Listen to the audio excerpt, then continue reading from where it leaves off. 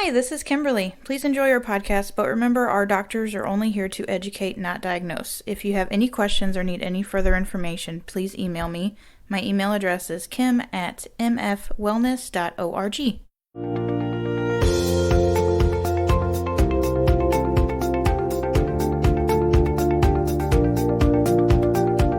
So when we first talked about the kind of place we wanted to build, there's some things we absolutely had to have. One of the things was a multi-purpose room or a wellness room. Because so often when we fix people, they've been hurt for so long, their brain needs a little help remembering how to move their bodies. And anytime you develop a faulty movement pattern or you're hurt, your body will compensate. And bringing people back from that compensation, not just getting them out of pain, but teaching them how to move again is, I think, one of the most important job a doctor or a healer can do. And so we wanted to make sure we had enough room for that in the new place. And so we do. So we needed to do two things. One, build a room where people can do body weight activities and rehabilitation. And two, find an instructor. And we are psychotic about the level of quality of people that we have in this facility. I think everybody has by now heard the massage therapist stories about how many we interviewed. And it's the exact same thing. And we now are incredibly proud to introduce our yoga therapist. And she started last week, 2 weeks ago, a month ago. I think 3 weeks. 3 weeks ago. About a month. 4 years ago. And she's here. We're going to talk to her name's Allie. We're going to talk to Allie about yoga on this podcast and about how everybody should be doing it, all the ways that it benefits people. And I can't say enough good stuff about it. As healthcare evolves and we learn more and more and more, we understand that teaching people how to move and the way that they move has a tremendous influence on whether or not they're sick and their longevity. So first we're going to pepper Allie with a bunch of questions, and then somebody will find out where she went to high school, and then we'll talk more about yoga. So Allie graduated from West Point in 2016, and she served as an Army officer before getting her 200-hour yoga teacher certification, and that was all the way back in 2017. So she had 200 hours of certification in 2017. I can't imagine how many hours you're at right now. It's got to be like 4,000 hours, though. So she is passionate about helping students find a greater sense of wellness through yoga, whether that's mental, emotional, or physical. That's just awesome. And then her specialty is in helping students use breath to both guide movement of the body and ground the nervous system to the present moment. That whole phrase, the grounding of the nervous system. It's interesting because when you think about the nervous system, it's a series of electrical impulses, and we always talk about grounding an electrical circuit to keep it safe. And she's talking about grounding it in that same sense. I think that's cool. We're going to talk more about that. So she's currently pursuing her 300-hour trauma-sensitive yoga certification so that she can continue to improve her teaching and reach more members of her community. I am almost scared to ask her questions because everything that on here is just like super wholesome and good for people. You know what I mean? Like, okay, that's just great. So that is her background. So first of all, thank you for coming and being on our podcast. We will try not to ruin your impression of us. I think it's probably if we haven't already. Yeah. Yeah. I have a quick question. Go ahead. What led you into yoga in that area? When I first commissioned and I was an officer, I was living out in Colorado by myself and didn't really know anyone and grew up out here in Wentzville and just didn't really know what to expect in terms of how I would handle my day-to-day career and all the different things that you do during the day that I didn't really feel like I could ignore, noticing that your nervous system is just in overdrive all the time. Yeah. And all sorts of experiences contribute to that. So I just started going to yoga classes. I had already done a little yoga before and taught some informal classes, but didn't have any formal training. Do they do that at West Point? I was an English major, but they had one of the English instructors taught yoga. Oh my gosh! If you wanted to go on Wednesday nights. I did classes for you started going in Colorado. Mm-hmm. Were you in Colorado Springs or where were you? Yeah, Colorado Springs, yeah. It's pretty. Did you play golf? No. There's 90 golf courses there. Did you notice that? Yes. There's 90 golf courses. Clubs. Yeah, it's like if you slice the ball, you'll never get it back because it goes down the mountain. It's on the front range. So like if you're bad, it's over. And you go, some cases it's 1,300 foot change in elevation from the first hole to the 18th. Mm-hmm. It's not right how bad I am. Okay, then what? So you go to the classes in Colorado, and then you're like, this is it.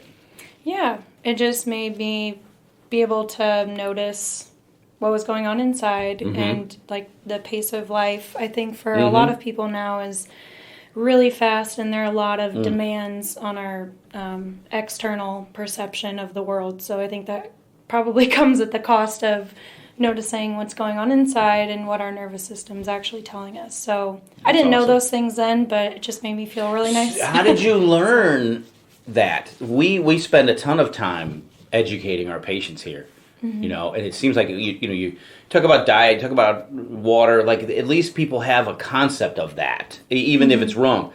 Nervous system, like forget it. You know, you're starting from ground zero on almost every single person. That's wild. When did that start to occur to you? Just occurring to me how worked up man. I was. Probably when I didn't have all my friends around me anymore, when I actually went out to Colorado and I had quiet around me. Alone with your own thoughts. Yes. Yeah. And That's awesome. And being like, this isn't a fun place to be. I have to do something about this. So I think anything I've done for myself is kind of what I try to give to other people. That's fantastic. And so you do that, then you go, you're like, I'm going to do some certification now? And then is there a school? Yeah, so it was at the studio that I went to. It's called Cambio Yoga. It's a donation-based studio in Colorado Springs. And they do, if you are a Yoga Alliance certified school, you can do these, there are 200-hour, 300-hour, 500-hour trainings. Wow. Yeah, and different types of certifications. So they held those. So I did it all at the studio. What are some of the other certifications? I mean, you can do, there was a hot yoga teacher training. I know the 300-hour is pretty general. It doesn't get into, like, my 300-hour course. It's going to take a long time to finish. But that's incredible. Yeah. It's very specialized. There aren't going to be very many of you. Yeah, and it's really new. Yeah. And there's new research coming out all the time. That's really cool. Yeah. Last podcast, we were talking to the parks director, and one of the things he went out of his way to mention was that the research on, instead of antidepressants, they're prescribing walking. And that's based off of a couple groundbreaking Harvard papers from a couple years ago. I just like hearing it reflected in, if not like the popular conversation of the time, at least reflected in healthcare, that the way you move your body affects your brain, and your brain affects your body. Like that is a physical, definable, alterable relationship, and I think that's just super, I super feel like cool. they used to think it was something that was out there. Yeah. But now, through research, they know that there's a definite connection. Yeah, it's cool. And then how did you get back here? I taught out in Colorado Springs for a while, and then I taught English in a public school. I was a high school English teacher. Oh my gosh. Yeah, and then my husband now, Zach, we went to kindergarten, first grade together, and we both kind of Where'd you do that at? in Wentzville. I grew up in Wentzville. And then you went to high He school. wants the school. Dr. Josh wants the school name. He's. What high school did you go to? What do you think? You went to Timberland? Yeah, whole high school. Oh, yeah. okay. Yeah. Is Timberland not in? It was Rival, not. big It was rival. not. It was not. Oh, really? I don't know where anything is. So you come back to St. Charles. We've got you, which thank goodness. And then you're teaching elsewhere. Yeah. You're just like a hired gun, like a Ronin, you know, to like come teach. Yeah, well, I teach here, and then at Sayla Yoga Studio. It's on Main Street. It's really cool. close. And then at Bar Harmony, I have one class there. That's awesome, man. And I have some private clients I work with. Oh, My aunt yeah? is one of them. Yeah. Straight up, man. So And then are most of the yoga sessions an hour? Is that kind of how it works? yeah, an hour to an hour and a half. Yep. Oh, 90 minutes. It's really not that much once you get into it. Everybody that has taken your course loves it. Every one of them. I've heard from patients on the floor. Every one of them. That pumps me up. So at first I was like, oh, she's going to kill him. She's going to get him. You know? She's going to get him. You're going to learn now, and they'll be healthy, but they'll be like in horrible pain. And they love it. And so that's That's got to be really cool. Is it hard not to just murder them with poses? Be like, No. let's do this. No. I wouldn't be a good instructor. How would you describe your yoga style? Oh, okay.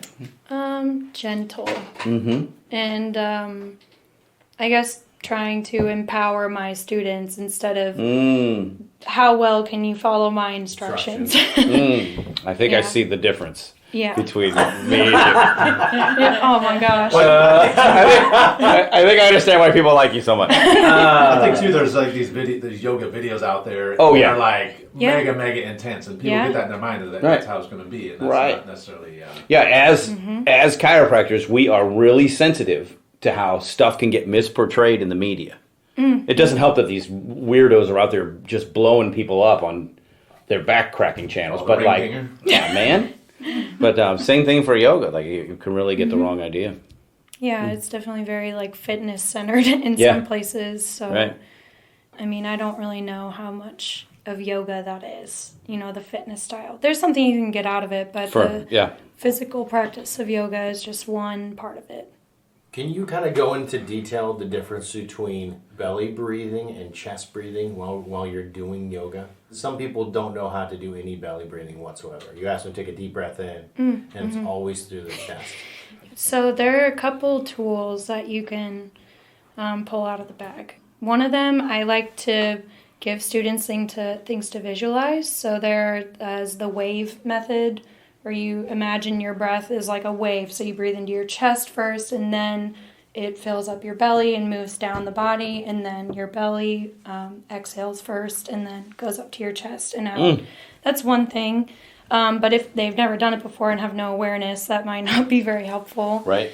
The different poses, that's a good way to get them to, one, just be in a different position where, you know, the front of their lungs might be contracted if they're, you know, crunched into a ball or something like that. And then you can just help them with awareness. So notice when you're in this position how the skin on your back stretches or expands when you're in this position.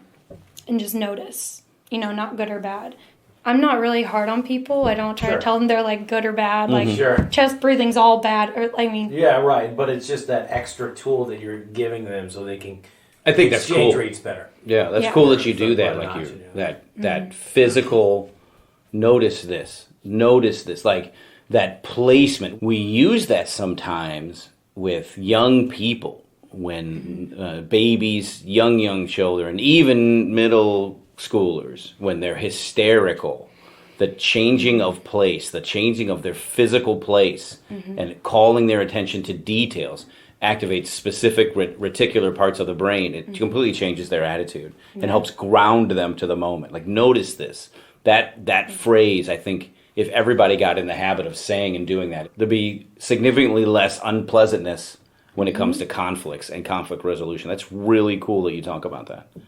Go ahead, Brad. I guess we've touched on this a little bit, but your philosophy in general and why you feel like yoga is so important. I don't know. Maybe if you could just directly tell us like your few sentence answers to that. Philosophy first. Yeah.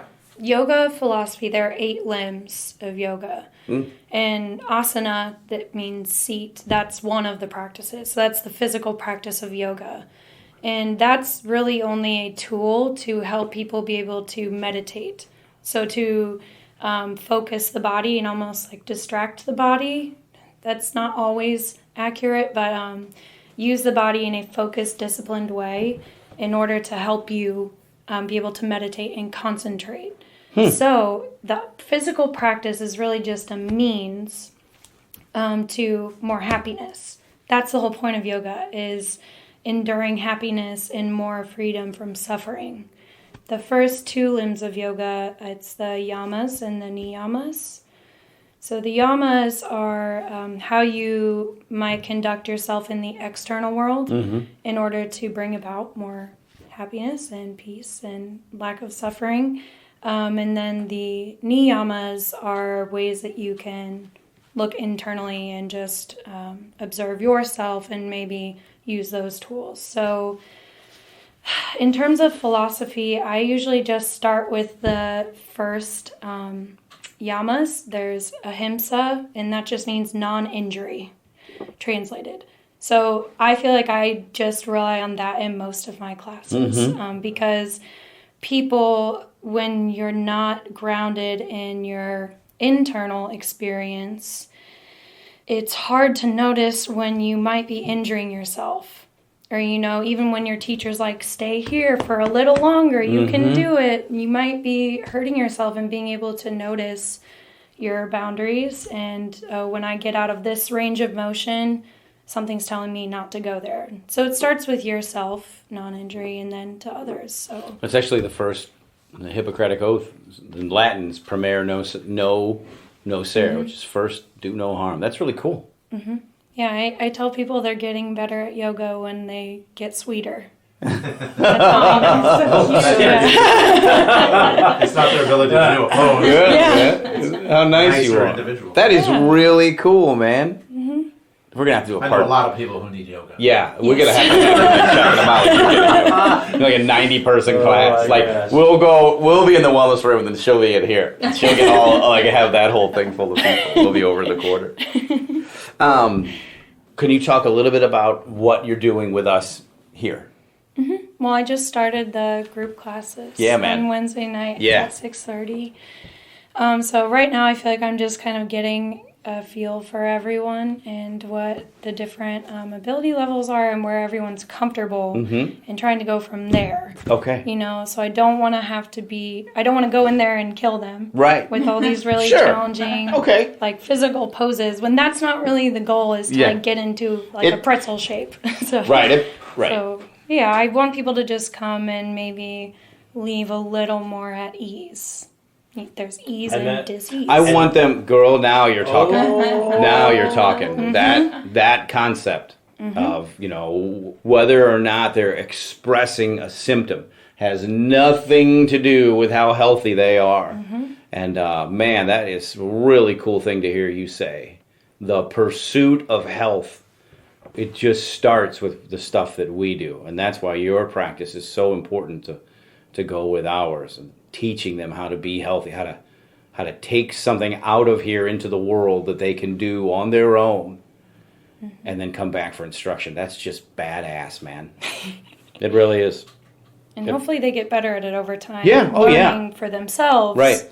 Oh, I can do this during the day. Right. I can do 30 seconds of yoga during the day. Right. Whether I'm just breathing or meditating or doing a stretch. When you say that you're better at this when you get sweeter, do they understand that? I don't expect them to, but I'm sure I say it because it might sound like, I don't know what that means. Right. And then over time, I trust we got them a lot of enough, those looks. Maybe me. Yeah. No. I think if you have a regular practice, and hopefully, I'm able to bring in more of the yoga philosophy into classes, but yeah, I'm digging it. Yeah, yoga, there's this illusion of duality of good and bad or black and white. And the word should is a good indicator sometimes of when someone's trying to take control of your internal experience. Oh, okay. I'm trying to empower people to be peaceful in here first. Man, you've got to be so careful with your language, and it's so hard to do. Yeah, and that's the TCTSY training. That's the trauma sense. For real? Wow, man. And so talk about that for a little bit. The Trauma Center does this training. The Trauma Center was founded by Bessel van der Kolk, who wrote The Body Keeps the Score. There's so much research and so many new studies coming out all the time. There's a lot of theory behind it that I'm not necessarily an expert in because I don't have a background in psychology or psychiatry or anything like that. But in terms of the methodology, it's all about your words. And the idea behind trauma-sensitive yoga is that no one can start to heal or change their internal world if the person who's trying to help them is in a position of power over them. Okay. So at least you can use words to cue to them that you're at least trying to acknowledge that, yeah, I know that you're all facing me in the room when you walk in and that I'm the one who teaches the class. But, and I say this usually at the beginning of a class, your challenge is not to follow my instructions as best as you can. It's to listen to your body, which that sounds so simple, but I think that the more people practice yoga, the bigger that world, that internal world becomes. And I just mean they can notice those sensations and all those little nuances and then help themselves more. That's totally awesome. So, but yeah, I love trauma-sensitive yoga, and I try to use some of the techniques, whether that's just language or talking to people when they're in a certain pose. That's just awesome. Do you incorporate that into every class you do? Like, is it always there? Yeah, it's always there. I say a lot of maybes. Yeah. Like, maybe you'd like to take your right leg and do this. Or, and that's a big part of the methodology is choice. So the key to doing trauma-sensitive yoga is you want students to come and practice making choices with their body. Oh, that is totally cool. So maybe, or if you'd like, or whenever you're ready, as you're ready, if it's comfortable for you, things like that, and then choice.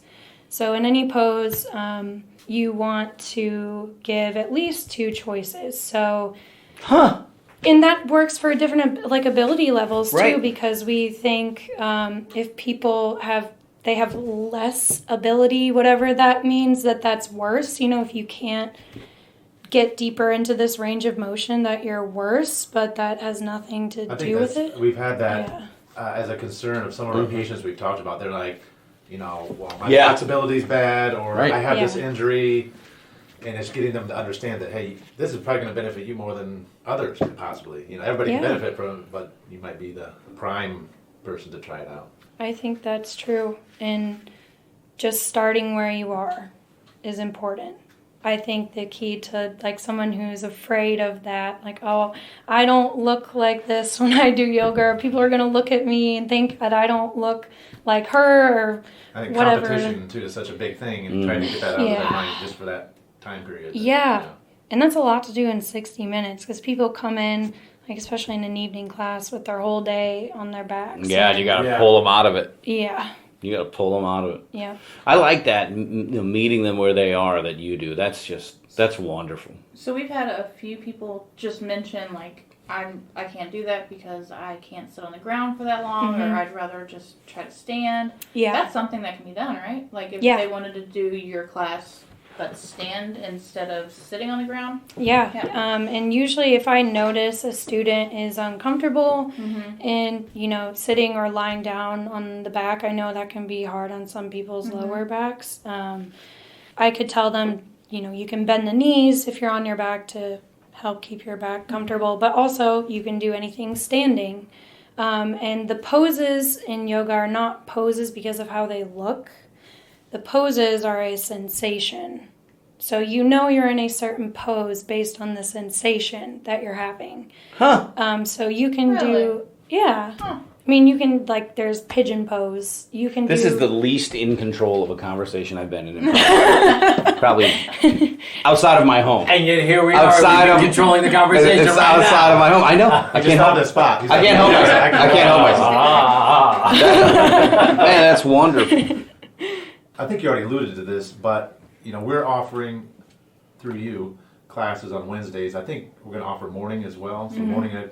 Yeah, man. How often should people be engaged in yoga? I think it's important to not just do yoga when things suck. Don't just do yoga when you're freaking out or you're in a ton of pain. Do yoga as a preventative measure. We know exactly how that is. That's all we are here. Same thing with the bones. Yeah. So the regular practice, doing it, if it's once a week, that's great. If it's twice a week, even better. But, if you're just starting out, it might be you go to a class once a week and then you work on breathing every day. Because that's still yoga. It really just depends. And people are in all sorts of financial situations, and sometimes yoga is not accessible to everyone. I think empowering people to do yoga at home is really important too, because then they don't even have anyone there. They're with themselves. They have to make choices, and they have to be in control of what feels good. Do you give people homework to take home and try to do? Be sweeter. Yeah, I mean, sometimes, like, if I'm talking about ahimsa, non-injury, Right. I'm like, yeah, the next time there's an aggressive driver, you see you on the highway. She just pointed to Dr. Josh. Specifically, I am goal-oriented. Yeah, so the next time you see I Dr. do Josh... deep breathing, though, while I'm driving like an idiot. Oh, gosh. I do. Fast. Andy. Well, when you see Dr. Josh, don't give him a piece of your mind. Like, literally, the piece of mind that you have. Right. Don't give him a piece of your mind. Just give him all the extra space he needs and say, you must be really stressed out to be driving that way. I hope your day gets better. That would be so great. That would be so great. If people were like, oh, Here he comes. Let me give him some let me space. get out of your way. Yep. He's having a bad day again. Yeah. What about age range for yoga? Nice. Because as kids start getting more adult onset stuff, anxiety is way up in young people. Yeah. So to use the yoga philosophies, even if it's not has anything to do with the poses, but the actual breathing and centering yourself. Yeah, I think you can't really start too young. And for little kids, you can make a lot of poses are named after animals. Yeah. Or, you can do breathing, the lotus breathing, just combining movement, simple body movements with the breath. Like, this is yoga.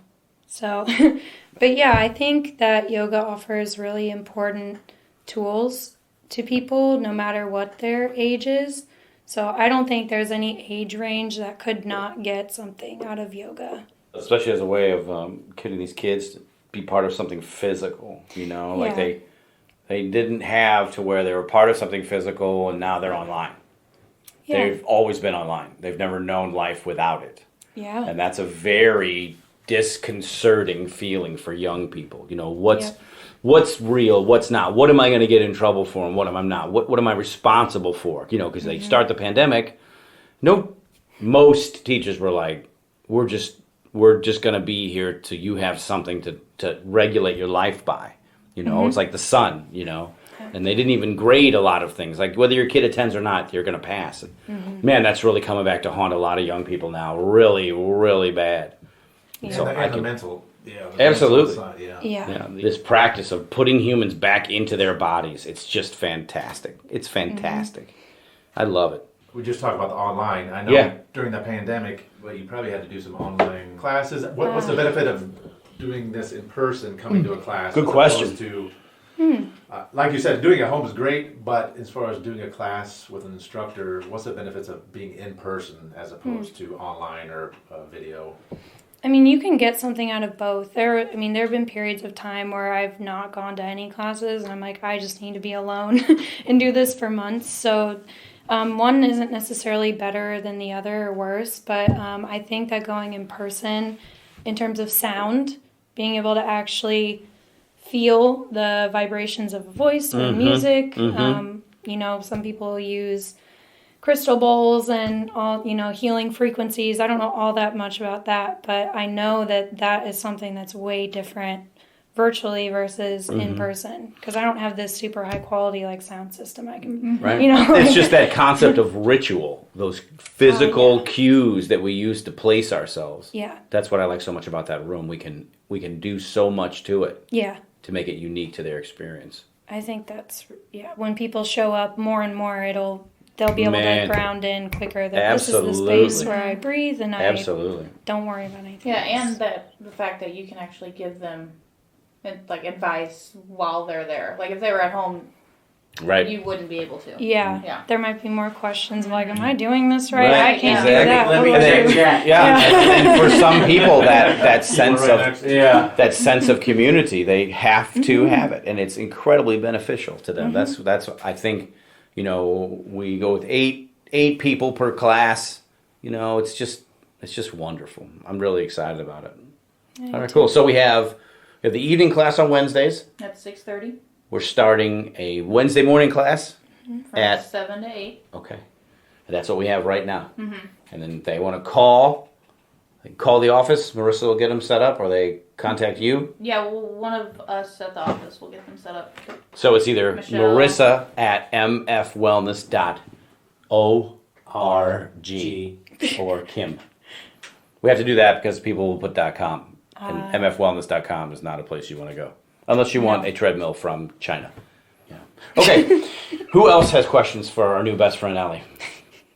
As an English teacher, what is your favorite book? Oh my gosh. English comp or English lit? So my major was called Art, Philosophy, and Literature, but I was a literature track. Whoa. So I've done, art history, philosophy. I have my favorite book. Oh my gosh. What about your favorite short story? Bartleby the Scrivener. Yeah, okay. That's a really good one. I would prefer not to. Okay, very good. If you can hear my voice, you should be in our yoga class. There's a positive, tangible benefit for every single person that takes it. And I got to tell you guys, I'm really proud of it, the fact that we can do this now. It's going to be something we do forever. We got the right instructor, we've got the right room, we've got the right everything. So you should call us, and you should find a way to fit into our classes. And if not, then we could talk about having additional classes and figuring out how to do it more often. In my dreams, I don't often dream, but when I do, I dream about 14 hours of yoga getting taught here a week, which I know is a lot. But like different grades and different levels and different people pursuing it, we'll know we're doing it right when we produce people who go on to become yoga instructors. Yeah. Right? Yeah. That's or when when they're just really sweet. Or really sweet yoga instructors that can't be rattled. Everybody's so nice here. Like, it's Allie. Wait till you meet the doctor. All right. So, for Miss Allie, our new yoga instructor, for Dr. Matt Fink, Dr. Brad Maurer, and for Kim, I'm Dr. Joshua Fink, and we will see you in 2 weeks. Happy Halloween. And a big thank you goes out to Hug Monster Sound for somehow allowing the doctors' voices to sound even better than they already do.